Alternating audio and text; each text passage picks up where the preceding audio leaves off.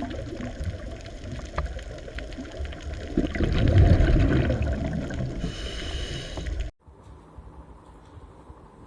આપણે ગયા વખતે પાચન માર્ગ અને એના અંગો જોઈ ગયા, બરાબર. હવે પાચન માર્ગના એક એક ભાગની વાત કરીએ. મેં તમને જે હોમવર્ક આપ્યું હતું એ હોપ કે તમે કરી લીધું હશે.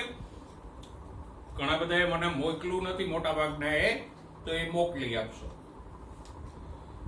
પાચન માર્ગમાં સૌથી પહેલું અંગ આવે મુખ.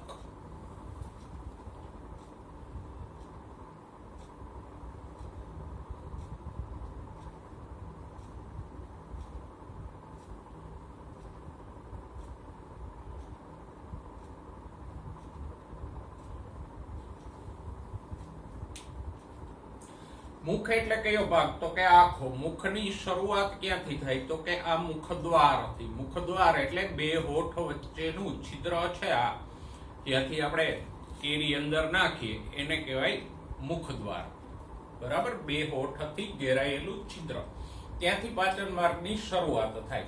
મુખદ્વાર પછી આવે મુખગુહા. મુખગુહા એટલે આ દાંત અને જીભ વાળું પોલાણ. હવે મુખગુહામાં અગત્યની રચનાઓ હોય, એમાંની એક અગત્યની રચના કઈ છે? તો કે જીભ.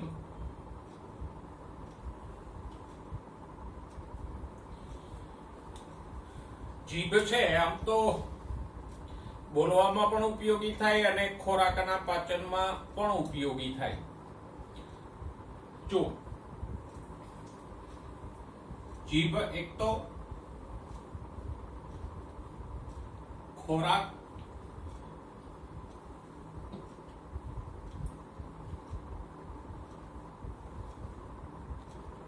ચાવવામાં મદદરૂપ થાય. આપણે ખોરાક ચાવતા હોઈએ તો જીભની મદદથી એને આમ તેમ ફેરવી અને સારી રીતે ચાવી શકીએ, બરાબર.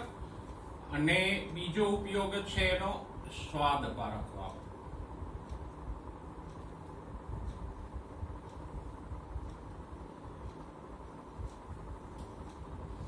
જીભ ઉપર સ્વાદાંકુરો આવેલા હોય જે સ્વાદ પારખે. ખારો, ખાટો, કડવો અને ગળ્યો એટલા સ્વાદ જીભ પારખી શકે.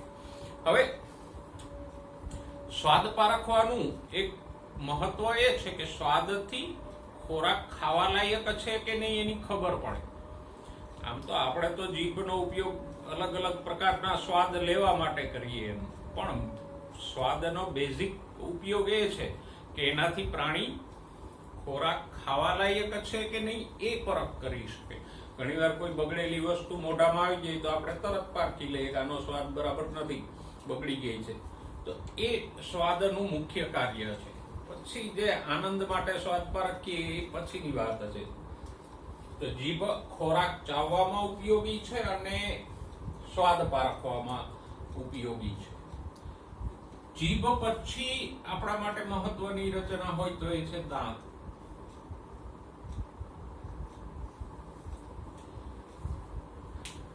દાંત માટે અહીંયા તમને ત્રણેક શબ્દો આપ્યા છે. એ શબ્દોને પકડજો એટલે દાંત વિશે લગભગ બધું આવી જશે.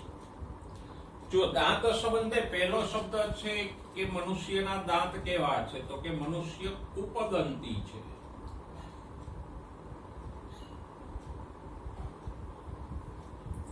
કુપદંતી. કુપ એટલે ખાડો. કુપ એટલે શું થાય? ખાડો.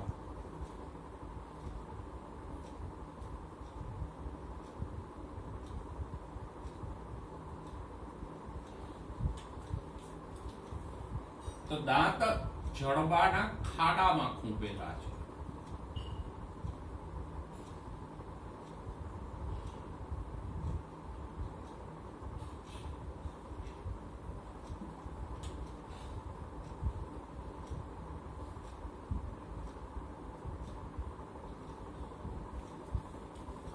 એટલે મનુષ્યને કેવો કીધો?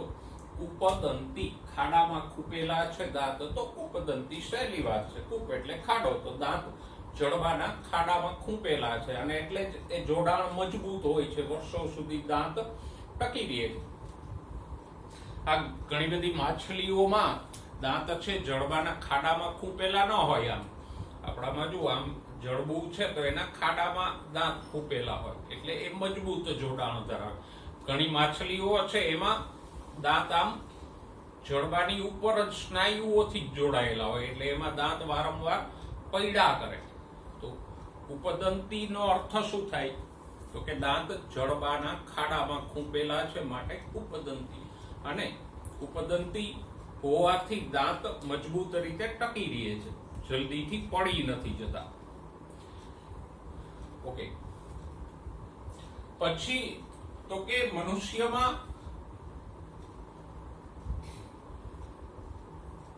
વિષમ દંત જોવા મળે. એટલે મનુષ્યના દાંત કેવા છે? તો કે વિષમ દંતી.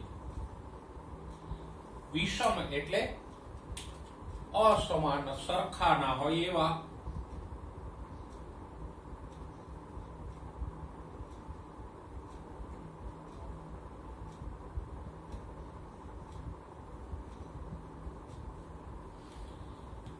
તો મનુષ્યના બધા દાંત સરખા નથી, પણ 4 પ્રકારના દાંત છે એટલે વિષમદંતી.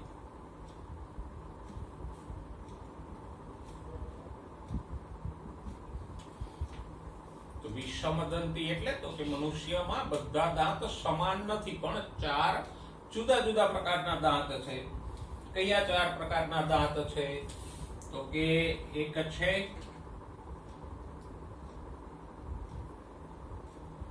છેદક, બીજા છે રાક્ષીદાંત, ત્રીજા છે અગ્રદાઢ,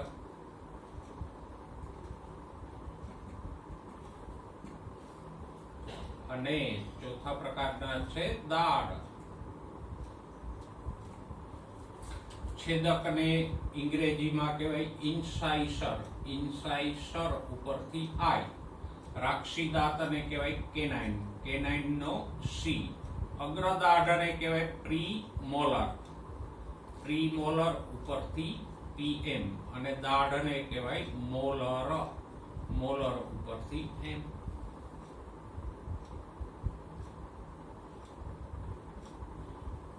બોલે ફૂલ ફોર્મ યાદ ન રહે કે I for incisor, C for canine, PM for premolar અને એમ ફોર મોલર. એ યાદ ન રહે તો કઈ નહીં, પણ આ સંજ્ઞા યાદ રાખજો. આઈ એટલે છેદક, સી એટલે રાક્ષીદાંત. હવે આ ચારેય કયા કયા છે?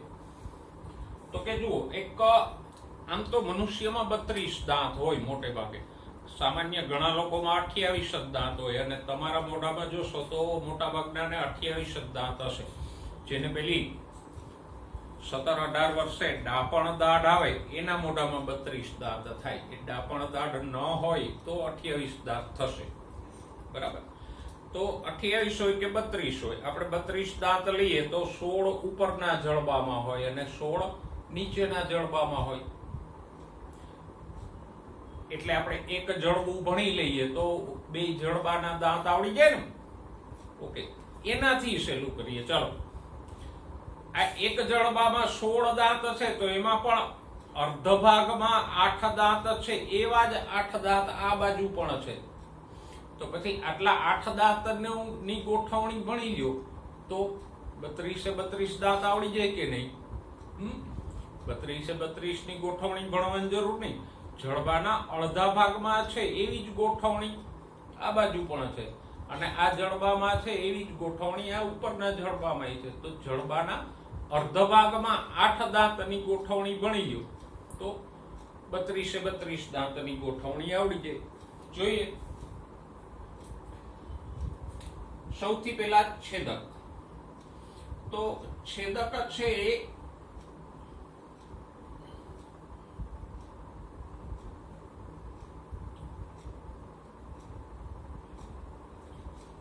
આગળના દાંત છે. આગળના જે આમ તો 4 દાંત હોય, પણ આપણે 2 જ લઈશું, અડધો ભાગ ભણીએ છીએ એટલે. તો આ 2 છે એ શું છે? છેદક. અને છેદક કેવા હોય?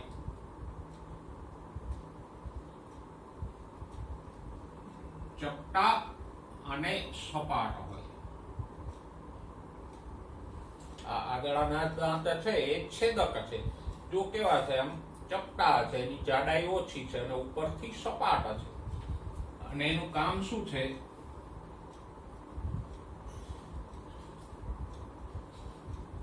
તો કે કાપવા માટે ઉપયોગી છે. કોઈ ખોરાક આપણે જાણીએ કે આપણે ક્યાંથી કાપીએ? આ છેદકથી કાપીએ ને. તો છેદક એટલે કોણ? તો કે આગળના દાંત છે એ છેદક. 4 હોય પણ અડધો ભાગ લ્યો એટલે 2 આ બાજુ આવે, 2 આ બાજુ આવે. તો જડબાના અડધા ભાગમાં છેદક કેટલા આવે? 2. છેદક પછીનો દાંત છે રાક્ષી દાંત, જે અણીદાર હોય.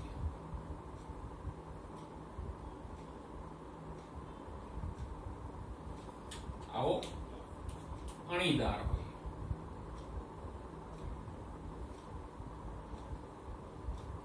અને જડબાના અર્ધ ભાગમાં એક જ હોય.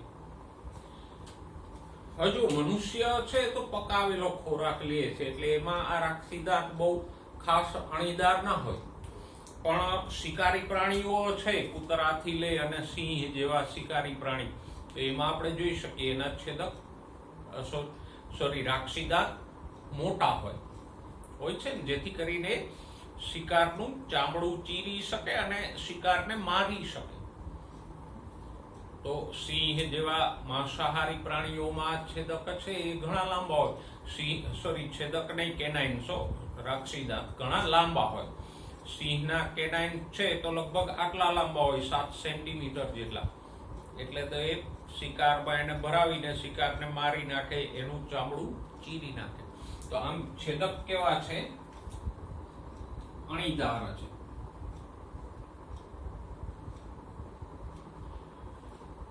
અને આમ તો એનો ઉપયોગ છે ચીરવા માટે થાય છે.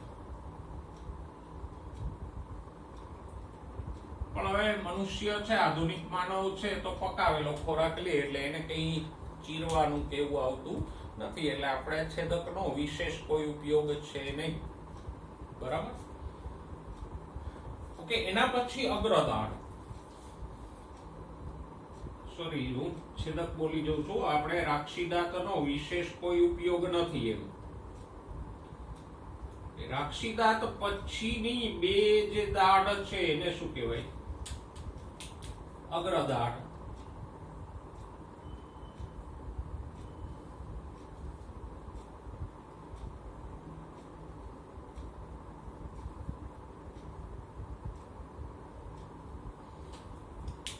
જો તમારા મોઢામાં તપાસ કરો, રાક્ષી દાંત પછીની 2 દાઢ છે ને નાની છે અને બાર તરફથી આમ ધારવાળી છે. બરાબર? તો એ કાપવા અને ચાવવામાં ઉપયોગી છે.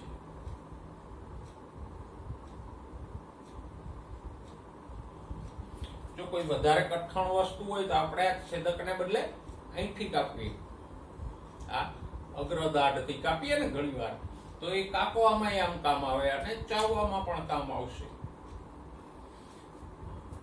અને પછી છે દાઢ. દાઢ 3 હોય. પણ ક્યારે 3 હોય? જો પેલી ડાપણ દાઢ આવી હોય તો વિઝડમ ટીથ.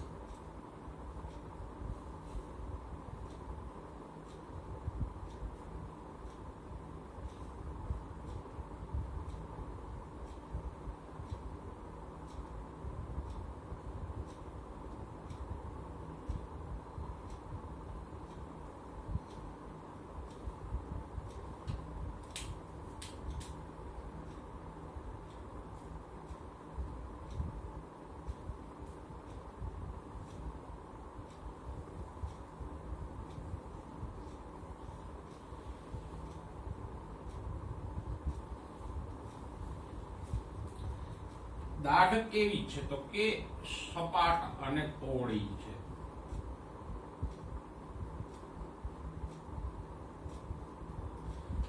જો મોઢામાં તપાસ કરો, આ દાઢ કેવી છે? તો કે આમ પહોળી છે અને ઉપરથી થોડી ઘણી સપાટ છે.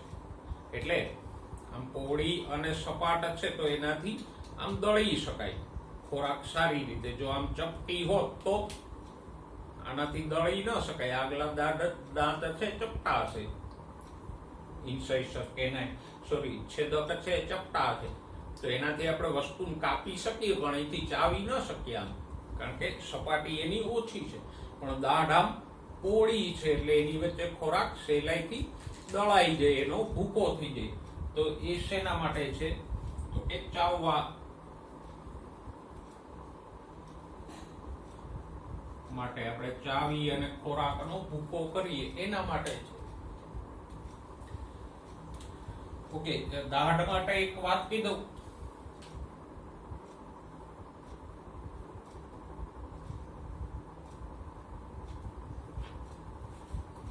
છેલ્લી જે દાઢ છે એને ડાપણ દાઢ કહેવાય.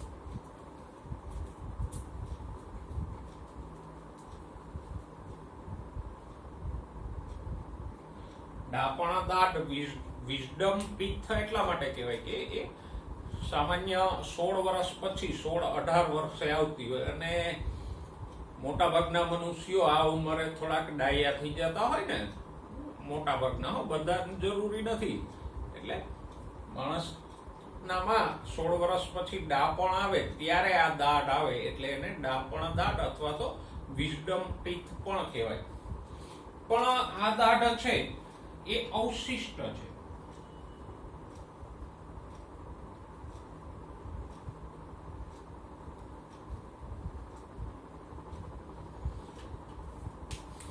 અવશિષ્ટ એટલે તો કે એનાથી આપણે ચાવી કે કઈ ઉપયોગ એનો નથી કરી શકતા, બરાબર? એ ખાલી એક સ્ટેટસ માટે છે કે મારામાં ચારેય ડાપણ દાઢ છે, મતલબ મારામાં ઘણું બધું ડાપણ છે, એક સ્ટેટસ માટે છે. બાકી એનો કોઈ ચાવવામાં કે એમાં ઉપયોગ છે નહીં, કારણ કે આટલે છે કે ઊંડે આપણે ચાવી નથી શકતા. હા, મનુષ્ય જ્યારે આદિમાનવ સ્વરૂપે માંસાહારી હતો ને કાચું માંસ ખાતો ત્યારે એના જડબાઓ પણ મોટા હતા અને એ આ દાઢથી ચાવી શકતો. કાચું માંસ ને એવો કઠણ ખોરાક ચાવવા માટે એને આ વધારાની દાઢની જરૂર રહેતી. પણ પછી જેમ જેમ એ વિકાસ પામતો ગયો એમ એમ એ પકાવેલો ખોરાક લેતો ગયો, નરમ ખોરાક, એટલે એને હવે આ છેલ્લી દાઢની જરૂર નથી, અને એટલે જ આ દાઢથી આપણે કોઈ ચાવવા કે એમાં ઉપયોગમાં લઈ નથી શકતા. માટે કેવી છે? અવશિષ્ટ. અવશિષ્ટ કોને કહેવાય? તો કે એવું અંગ કે જે ભૂતકાળમાં કાર્યરત હતું પૂર્વજોમાં પણ અત્યારે નિષ્ક્રિય છે, એને શું કહેવાય? અવશિષ્ટ અંગ. તો આ છેલ્લી દાઢ કેવી છે? અવશિષ્ટ છે, બરાબર? અને ઘણા લોકોમાં નથી પણ હોતી. ઓકે, તો આ પ્રમાણે દાંતની ગોઠવણી હોય. મૂળ વાત આપણી એ હતી મનુષ્ય કેવો છે? વિષમદંતી છે. વિષમદંતી શા માટે કીધો? તો કે એમાં 4 જુદા જુદા પ્રકારના અસમાન દાંત હોય, બરાબર? એક હોય છેદક, ઇન્સાઇસર, બીજો પ્રકાર છે રાક્ષી દાંત, કેનાઇન, ત્રીજો પ્રકાર છે અગ્રદાઢ, પ્રીમોલર, અને ચોથા પ્રકારના છે દાઢ, મોલર. છેદક જડબાના અર્ધ ભાગમાં કેટલા હોય? તો કે 2. પછી રાક્ષી દાંત કેટલા હોય? 1. પ્રીમોલર કેટલી હોય? 2. અને મોલર દાઢ કેટલી હોય? 3. જડબાના અર્ધ ભાગમાં, બરાબર? તો આ એની ગોઠવણી છે. થોડુંક વધારામાં મેં રચના અને કાર્ય પણ લખ્યું. હવે આની પરથી આપણે એક દંતસૂત્ર બનાવી શકીએ.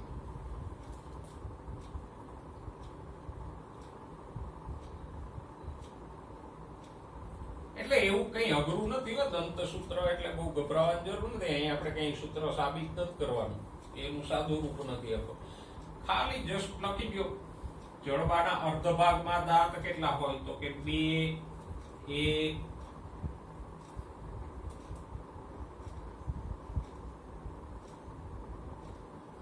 2, 3. 2 કયા? છેદક. 1 કયો? રાક્ષી દાંત. આ બગડો એટલે અગ્રદાઢ, અને 3 એટલે દાઢ. આ જે ક્રમ લખ્યો છે 2, 1, 2, 3 એ જ અહીંયા લખ્યો છે. અને બાકીના અડધા ભાગમાં લખી દો કેવા હશે? એવા જ હોય ને, 2, 1, 2, 3, છેદક, રાક્ષી, અગ્રદાઢ અને દાઢ. ઓકે, આ ત્રીજું દત્ત સૂત્ર.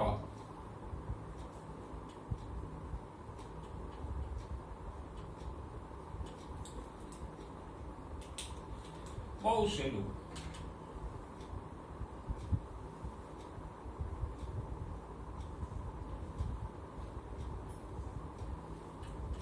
ઘણી વાર આને વિસ્તારથી પણ લખાયા. I for incisor કેટલા છે તો કે 2/2, બે આ બાજુ, બે આ બાજુ, બરાબર. આ જ છે 2 2. પછી C for canine રાક્ષી દાંત કેટલા છે તો કે બે બાજુ 1 1. પછી પ્રીમોલાર અગ્રદાઢ કેટલી છે તો કે બે બાજુ 2 2. અને મોલર એટલે કે દાઢ કેટલી છે તો કે બે બાજુ 3 3. આ જ છે જો 2 1 2 3. વિસ્તારથી લખ્યું, આ ટૂંકમાં લખ્યું. સહેલું છે પણ અત્યાર સુધી મિનિટમાં 3 વાર પૂછાઈ ગયું છે, બરાબર. તો સરસ મજાનો સહેલો પ્રશ્ન. તો વિષમદંતી મનુષ્યને શા માટે કીધો એ સમજાઈ ગયું. ઘણા પ્રાણીઓ સમદંતી છે. દાખલા તરીકે શાર્ક, મગર, મીન્સ કે સસ્તનો સિવાયના મત્સ્યો હોય, સરીસૃપ હોય તો એ સમદંતી છે. શાર્કના મોઢામાં જુઓ તો બધા દાંત એક સરખા જ હોય. મગરમાં પણ એક સરખા જ હોય. નાના મોટા હોઈ શકે, કોઈ પડી ગયો હોય, મોળો આવ્યો હોય તો નાનો હોય, પણ આકાર બધાનો એક સરખો જ હશે. એના મોઢા ખોલીને તો ન જોવાય શાર્ક કે મગરના, પણ ફોટામાં જોઈ લેજો તો બધા દાંત શાર્ક કે મગરમાં એક સરખા જ જોવા મળશે. તો એ સમદંતી છે. જ્યારે મનુષ્યમાં અલગ અલગ પ્રકારના જોવા મળે, એટલે મનુષ્ય કેવો છે, વિષમદંતી છે. ઓકે, દાંત વિશેનો ત્રીજો શબ્દ જોઈએ. મનુષ્યમાં પ્રતિસ્થાપી દંત વ્યવસ્થા હોય.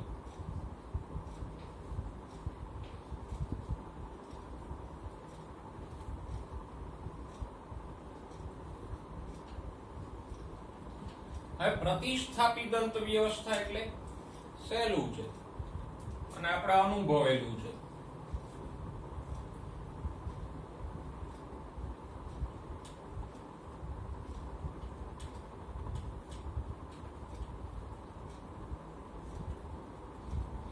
દુધિયા દાંત પડી જાય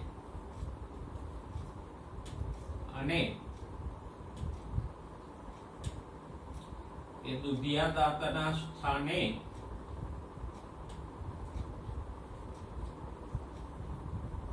કાયમી દાંત આવે, એ જ પ્રતિસ્થાપી દંત વ્યવસ્થા. આપણા બધા મેં થયું છે, મારા અને તમારા બધાના દુધિયા દાંત પડી ગયા ને એની જગ્યાએ નવા દાંત આવ્યા ને, બરાબર. પછી ઘણાના આ કાયમી પડી જાય ને એની જગ્યાએ ડોક્ટર બીજા પ્લાસ્ટિકના ફિટ કરી દે તો ત્રીજી વાર આવે. પણ આ દુધિયા દાંત પડી જાય અને એના સ્થાને કાયમી દાંત આવે એને શું કહેવાય, પ્રતિસ્થાપી દંત વ્યવસ્થા. ઓકે, દુધિયા દાંત માં 20 દાંત હોય, બરાબર.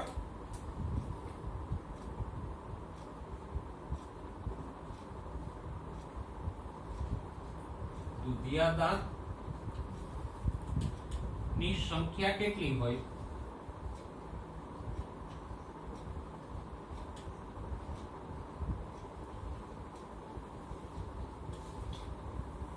તો કે 20, બરાબર. 20 શું કામે તો કે એમાં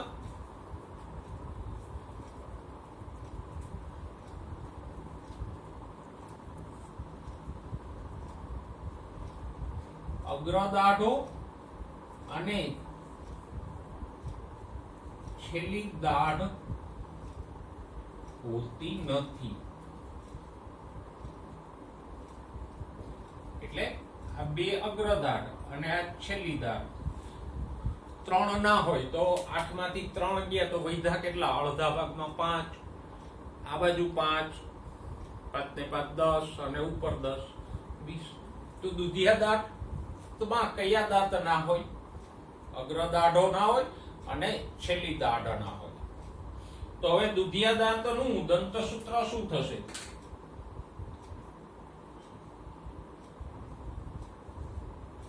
તમને એમ પૂછે કે 5 વર્ષના બાળકનું દંતસૂત્ર કયું?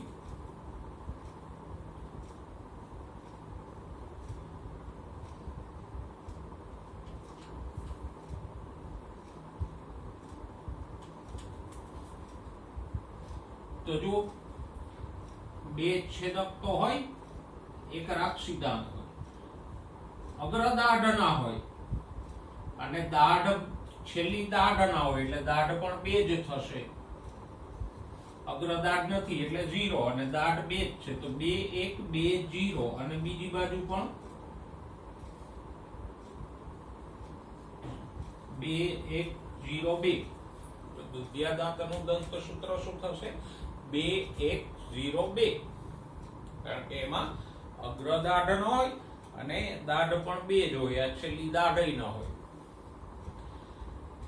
અચ્છા, ઘણીવાર એમ પણ પૂછે કે મનુષ્યમાં કયા દાંત એક જ વાર આવે? છેદક, રાક્ષી, અગ્રદાઢ કે દાઢ? તો જવાબ શું આવશે? મનુષ્યમાં કયા દાંત જીવનમાં એક જ વાર આવે? તો કે અગ્રદાઢ. જો આ બધા તો 2 વાર આવે છે ને. છેદક દુધિયા દાંતમાં હોય ને કાયમી દાંતમાં હોય, 2 વાર થયા. રાક્ષી દાંત દુધિયા દાંતમાં હોય ને કાયમી દાંતમાં હોય. દાઢ પણ ભલે છેલ્લી ના હોય પણ 2 દાઢ તો દુધિયા દાંતમાં હોય. એટલે આ ત્રણેય દાંત 2 વાર આવે છે, દુધિયા દાંતમાં અને કાયમી દાંતમાં. જ્યારે અગ્રદાઢ એક જ વાર આવે છે, દુધિયા દાંતમાં એ હોતી નથી. ઓકે, હવે મને એ જવાબ આપો કે દાંત માટે જ આવું કેમ થાય કે એકવાર દાંત આવે દુધિયા દાંત, પછી પડી જાય ને એની જગ્યાએ નવા દાંત આવે? બીજા કોઈ એક અંગોમાં કાંઈ એવું નથી થતું કે દુધિયા કાન ખરી જાય પછી નવા કાન આવે, દુધિયું નાક ખરી જાય પછી નવું નાક આવે? એવું બીજા અંગોમાં કેમ નથી થતું? દાંતમાં જ કેમ એમ થાય? ગમે એટલું સાચો બ્રશ કરો તો એ પડી જ જવાનો દુધિયા દાંત. તો કે દાંતની વૃદ્ધિ નથી થતી. બીજા અંગોની જેમ દાંત વધશે નહીં, મોટા નથી થતા. એટલે જ્યારે બાળક નાનું હોય તો એના નાનકડા જડબામાં નાના નાના દાંત આવે.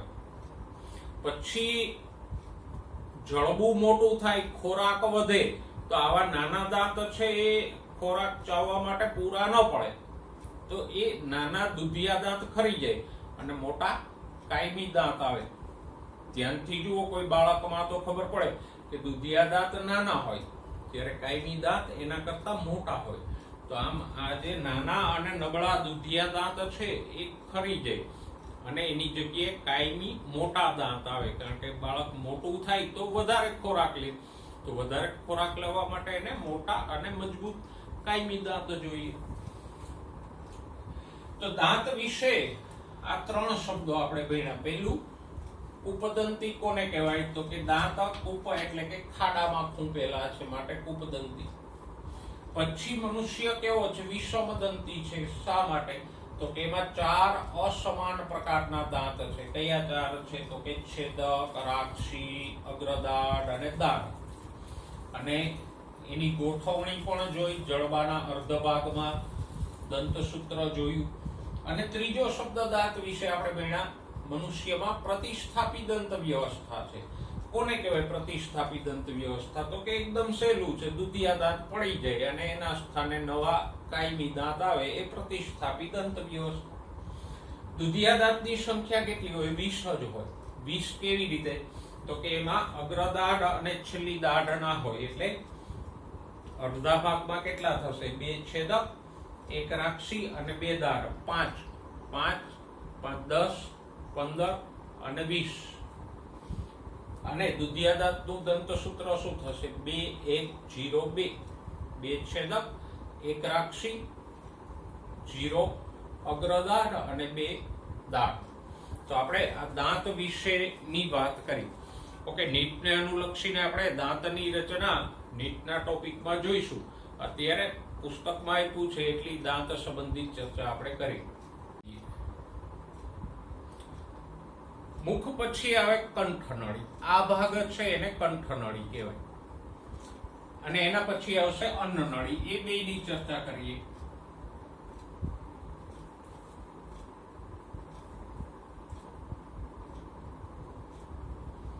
કંઠનળી તો કે એ મુખ ગુહા પછીનો શંકુ આકારનો ભાગ છે.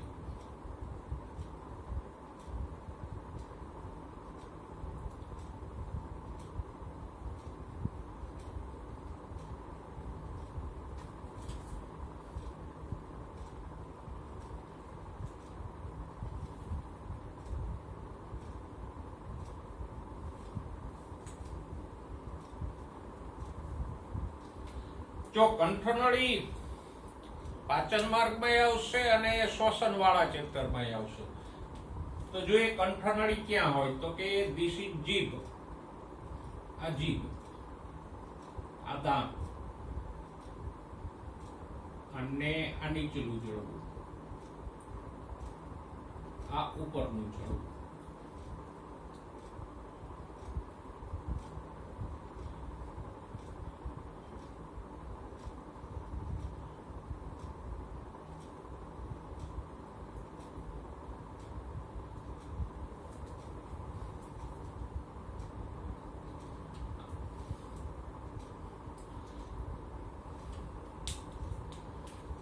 તો આ મુખ ગુહા પછીનો જે ભાગ છે એને શું કહેવાય?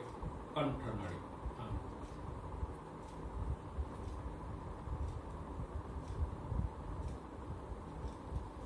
તો આટલો વિસ્તાર છે એને કહીશું કંઠનળી, આખો ભાગ. પણ એના 3 ભાગો પડશે. કંઠનળીના 3 ભાગ પડશે.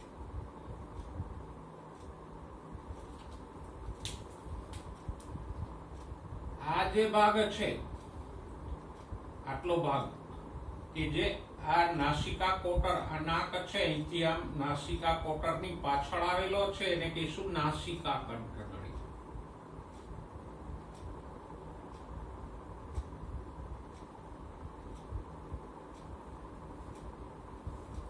પછી આ ભાગ જે મુખ ગુહાની પાછળ આટલો ભાગ આવેલો છે કંઠનળીનો એને કહીશું મુખ કંઠનળી.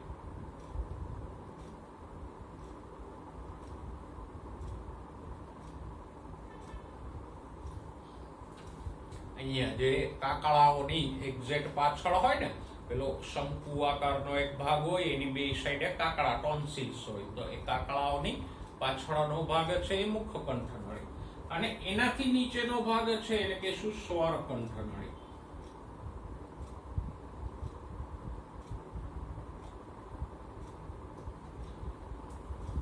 આમ કંઠનળીના આ 3 ભાગો પડે. કયા? નાસિકા કંઠનળી, મુખ કંઠનળી અને સ્વર કંઠનળી. તો કંઠ એટલે ગરદન થાય, તો આ ભાગે આવેલી છે એટલે કંઠનળી. અને આપણે જોઈ શકીએ કે આમ થોડોક શંકુ આકારનો ભાગ છે. સ્વર કંઠનળી એટલે કે અહીંયા સ્વર પેઢી હોય. અહીંથી આગળ જતા 2 નલિકા પડે. આ શ્વાસ નળી અને આ અન્ન નળી.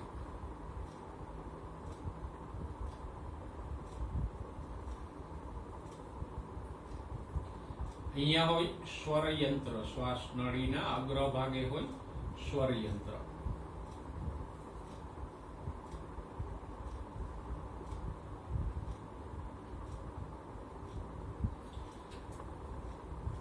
તો આમ કંઠનળીમાં 3 ભાગો હોય. અને કંઠનળી છે આપણે જોઈ શકીએ કે હવા અને ખોરાકનો સામાન્ય માર્ગ છે.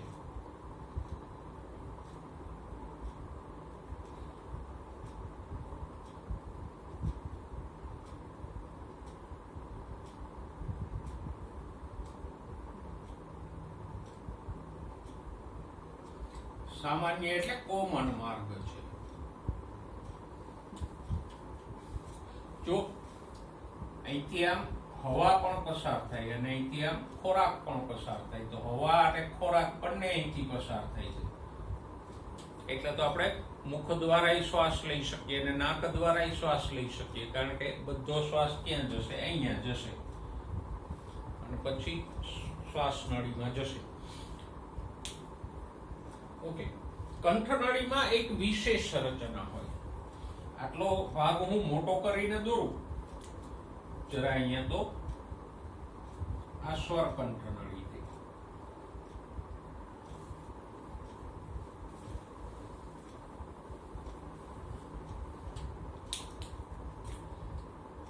ત્યાંથી આ શ્વાસ નળી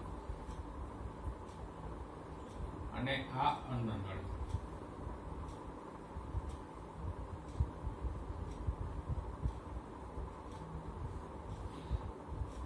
તો અહીંયા આ જે શ્વાસ દ્વાર છે, શ્વાસ નળીનો છેડો છે, શ્વાસ દ્વાર, એની ઉપર આવું એક કાષ્ઠીનો બનેલો ભાગ હોય. એને કહેવાય ઘાટી ઢાંકણ, એપિગ્લોટિસ.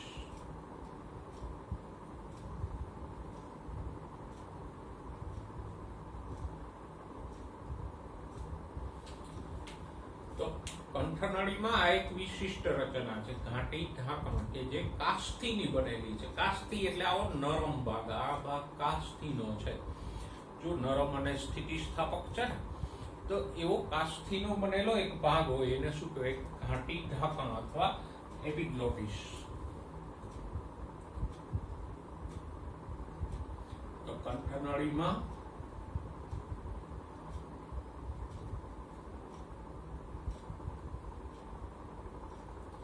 શ્વાસ દ્વાર ઉપર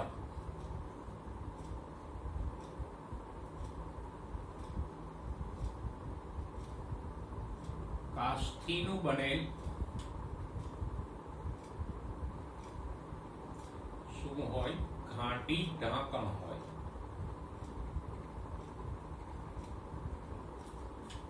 એને કહેવાય એપિગ્લોટિસ.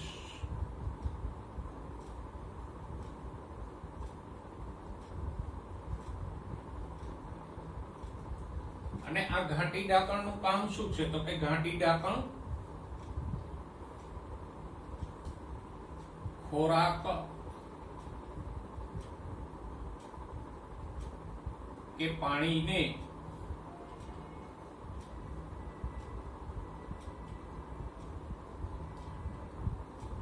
શ્વાસ માર્ગમાં જતા રોકે.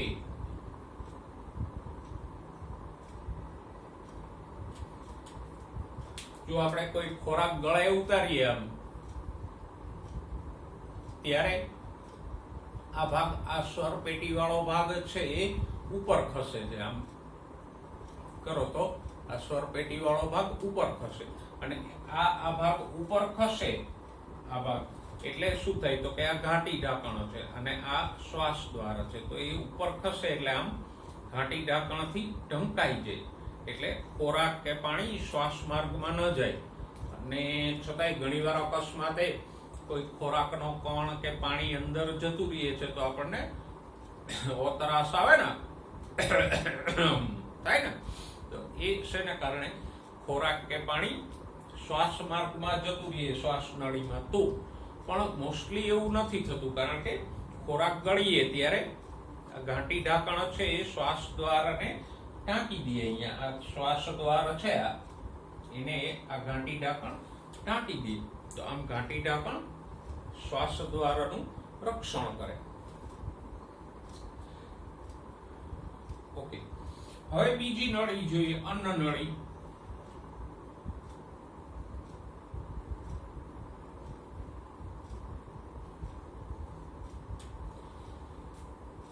અન્ન નળી છે એક પાતળી અને લાંબી નલિકામય છે, જે અહીંથી શરૂ થાય. આ કંઠનળી પછી આ અન્ન નળી શરૂ થાય.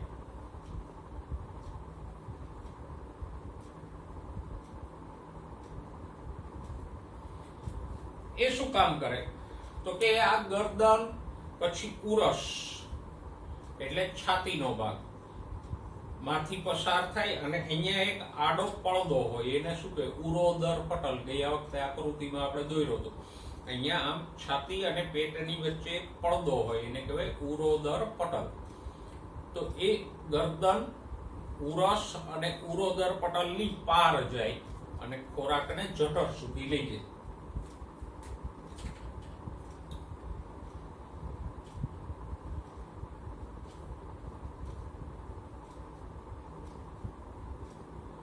તો અન્નનળી નામ પ્રમાણે જ એક નલિકા છે જે ગરદન, ઉરસ એટલે છાતી અને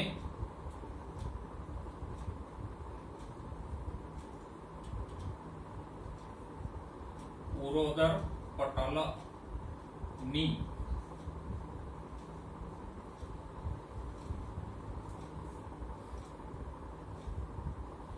પાર જઈ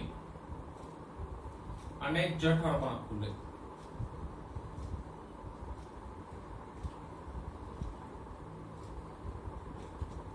એટલે કે ખોરાકનું જઠર સુધી વહન કરીએ. બીજું કોઈ પાચનનું કામ અન્નનળી કરતી નથી, કારણ કે જઠર છે કે અહીંયા હોય ઉદરમાં, તો અહીંથી ખોરાકને અન્નનળી જઠર સુધી લઈ જશે. સિમ્પલ. હા, એક અગત્યની રચના હોય.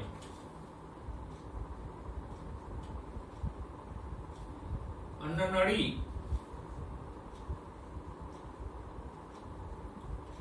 જઠરમાં ખુલે ત્યાં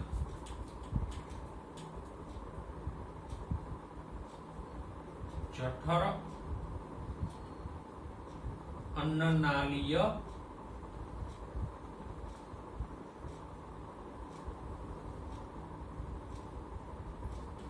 મુદ્રિકા હોય.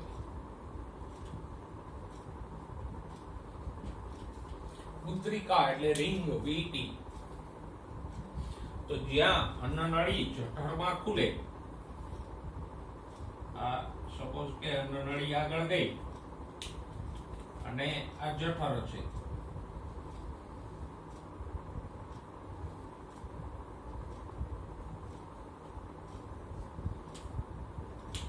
તો આ ભાગે એક આમ રિંગ આકારના સ્નાયુઓ હોય. મુદ્રિકા એટલે રિંગ આકારે સ્નાયુ હોય. એટલે ખોરાક આમ જાય પણ જઠરમાંથી પાછો ઉપર ન આવે, કારણ કે ખોરાક જઠરમાં જાય એટલે આ સ્નાયુઓ આમ સંકોચાઈને બંધ થઈ જાય. એટલે આમ જઠર નળી વચ્ચે આ મુદ્રિકા હોય એ બંધ થઈ જાય, એટલે જઠરમાંથી ખોરાક પાછો ઉપર ન આવે. જો જઠરમાંથી ખોરાક જઠર વલોવાય ત્યારે દબાણથી ખોરાક ઉપર આવે તો મુશ્કેલી થાય. મુશ્કેલી શું થાય?